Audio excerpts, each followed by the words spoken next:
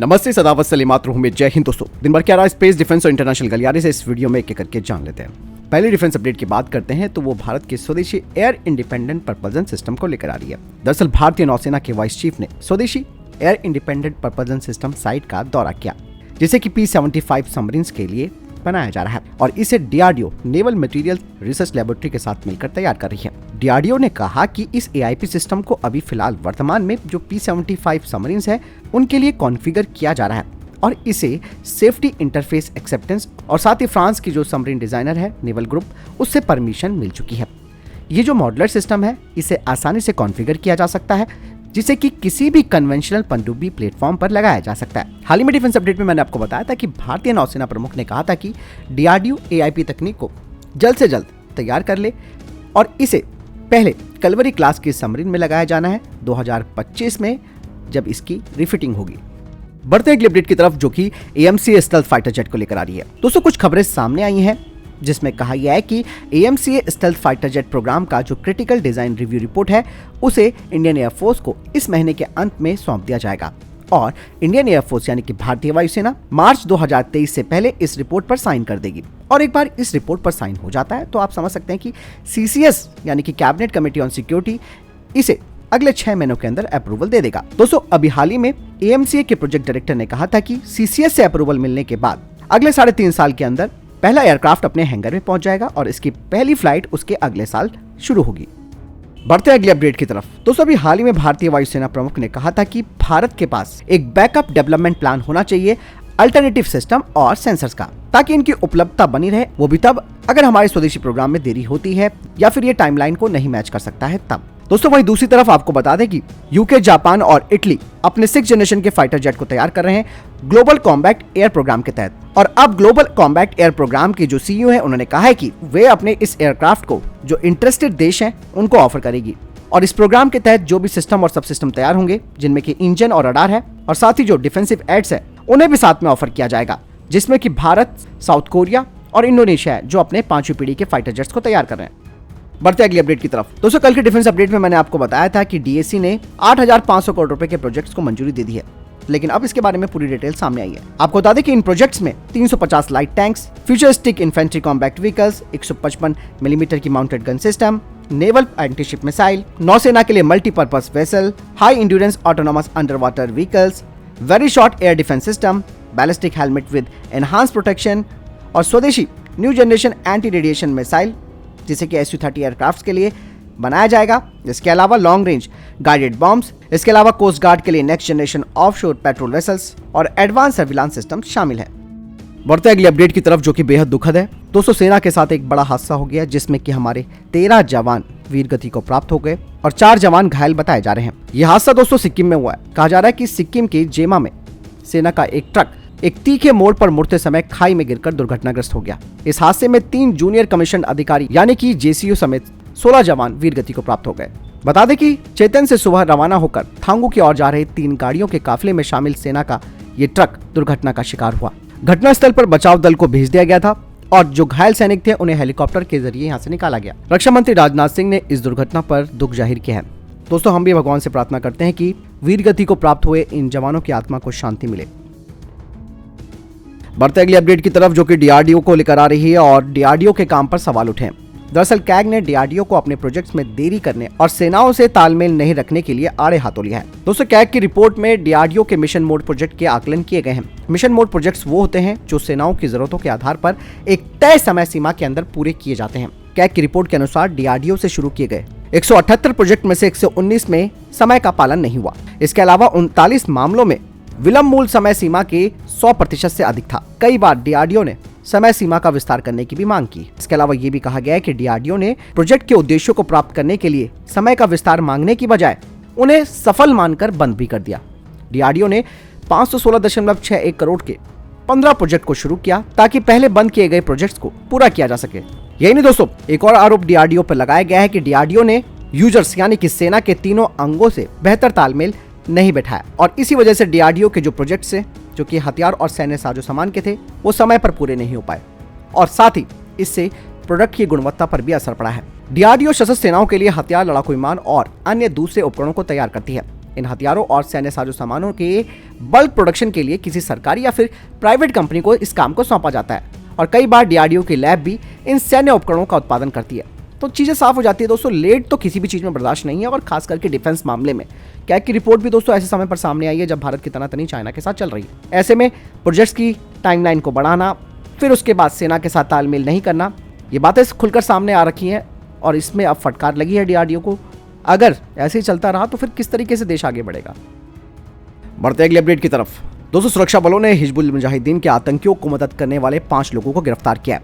Kashmir police के मुताबिक जिला पुलिस कुपवाड़ा और सेना को सैन्य खुफिया और अन्य खुफिया एजेंसियों से जानकारी मिली थी कि हिजबुल मुजाहिदीन का एक आतंकी मॉडल करालपोला इलाके में सक्रिय है। ये मॉड्यूल न केवल आतंकियों की मदद करता है बल्कि उन्हें सुरक्षित आश्रय प्रदान करने के साथ साथ हथियार और गोला बारूद सहित कई रसद प्रदान भी करता है। और इसी सूचना के आधार पर पुलिस और सेना की ज्वाइंट टीम ने आतंकवादियों के 3 सहयोगियों को गिरफ्तार कर लिया है। बढ़ते अगले अपडेट की तरफ। दोस्तों केंद्र सरकार ने गलत सूचना फैलाने और राष्ट्रीय सुरक्षा को खतरे में डालने वाले कुछ यूट्यूब चैनल्स और सोशल मीडिया अकाउंट्स को ब्लॉक कर दिया है। केंद्रीय मंत्री अनुराग ठाकुर ने राज्यसभा को बताया कि सरकार ने 104 YouTube channels, 45 video, 4 Facebook accounts, 3 Instagram account, 5 Twitter account और 6 वेबसाइट्स को ब्लॉक किया है। आपको बता दें कि इस महीने की शुरुआत में सरकार ने फर्जी खबरें फैलाने वाले 20 यूट्यूब चैनलों को बंद कर दिया था। केंद्र सरकार ने इन चैनलों और वेबसाइट को सूचना प्रौद्योगिकी अधिनियम 2000 की धारा 69A के प्रावधानों के तहत ब्लॉक किया है। यह अधिनियम भारत की संप्रभुता और अखंडता, भारत की रक्षा के हित में सार्वजनिक पहुंच के लिए सामग्री को अवरुद्ध करने के लिए केंद्र सरकार को निर्देश जारी करने का अधिकार देता है। बढ़ते अगले अपडेट की तरफ। भारतीय नौसेना और डीआरडीओ ने एक एंटी शिप मिसाइल के विकास के प्रस्ताव को मंजूरी दे दी है, जिसे हवा से लॉन्च किया जा सकता है और साथ ही जमीन या फिर युद्धपोत से भी लॉन्च किया जा सकता है। आपको मैं बताना चाहूंगा कि डीआरडीओ पहले से ही naval anti ship missile short range यानी कि NASM-SR को विकसित कर रहा है, जो कि एक हेलीकॉप्टर लॉन्च ASHM और naval anti ship short range missile है, जिसे कि फाइटर से भी लॉन्च किया जा सकता है। आपको बता दें कि NASM-SR और NASM-MR ये जो दोनों ही हैं, ये दोनों मिसाइलें सबसोनिक क्रूज मिसाइलें होंगी और डीआरडीओ अब एक सुपरसोनिक एंटी शिप मिसाइल पर भी काम कर रहा है, जिसकी रेंज सबसोनिक मिसाइल से अधिक होगी, लेकिन यह भी तैयार हो रही है। कहा जा रहा है कि इस नए प्रस्ताव में जो मंजूरी दी गई है वो एक सुपरसोनिक एंटी शिप मिसाइल के विकास के लिए है, क्योंकि NASM-SR यानी कि naval anti ship missile short range अपने विकासात्मक परीक्षण शुरू कर चुकी है। बढ़ते अगले अपडेट की तरफ। दोस्तों उत्तर प्रदेश की सानिया मिर्जा भारत की पहली मुस्लिम फाइटर पायलट बनने जा रही हैं। सानिया मिर्जा यूपी के मिर्जापुर की रहने वाली हैं। बता दें कि वो एक टीवी मैकेनिक की बेटी है जिसने एनडीए का एग्जाम पास कर लिया है। जब से यूपीएससी ने एनडीए का रिजल्ट जारी किया है तब से हर तरफ ये रिपोर्ट फैली है कि यूपी की सानिया मिर्जा भारत की पहली यानी कि first Muslim women fighter pilot बनेंगी। इस पर भारतीय वायुसेना ने भी स्पष्टीकरण दिया है। भारतीय वायुसेना ने फाइटर पायलट बनने का पूरा प्रोसेस भी बताया है। सानिया ने एनडीए क्लियर कर लिया है और एकेडमी के फाइटर पायलट स्ट्रीम के लिए वो सिलेक्ट की गई हैं, लेकिन अभी उनकी मंजिल दूर है। वो इंडियन एयरफोर्स फाइटर पायलट बनेंगी या नहीं, वो इस बात पर निर्भर करता है कि वो एकेडमी के सभी कोर्स, ट्रेनिंग और एग्जाम सफलतापूर्वक पार कर पाती हैं या नहीं। इंडियन एयरफोर्स की तरफ से कहा गया है कि वायुसेना में फाइटर पायलट के तौर पर कमीशन पाने के लिए एक कैंडिडेट को 4 साल लगते हैं और इन 4 वर्षों में कैंडिडेट को फ्लाइंग ब्रांच की ट्रेनिंग पूरी करनी होती है। बढ़ते अगले अपडेट की तरफ। दोस्तों भारत और फ्रांस के बीच रक्षा साझेदारी को बढ़ावा देते हुए फ्रांसीसी नौसेना समूह यानी कि नेवल ग्रुप ऑफ फ्रांस के अध्यक्ष और सीईओ ने भारत के chief of defence staff general अलीन चौहान के साथ मुलाकात की। रक्षा मंत्रालय ने कहा कि दोनों देशों के बीच चल रहे रक्षा सहयोग पर चर्चा की गई है और भारत की आत्मनिर्भर पहल के तहत अवसरों का पता भी लगाया गया है। बढ़ते अगले अपडेट की तरफ। दोस्तों रक्षा मंत्री राजनाथ सिंह ने उत्तर प्रदेश के लखनऊ में सशस्त्र सेना के लिए आधुनिक बहुविशेषज्ञता कमान अस्पताल के निर्माण को मंजूरी दे दी है। कमान अस्पताल नया होगा और बहुमंजिला होगा। इसमें 780 बिस्तर होंगे। आपात स्थिति में अस्पताल में 100 बिस्तर और लगाए जा सकेंगे। कहा जा रहा है कि इस तरीके के अस्पताल बनने से सशस्त्र सेना के मनोबल में भी वृद्धि होगी।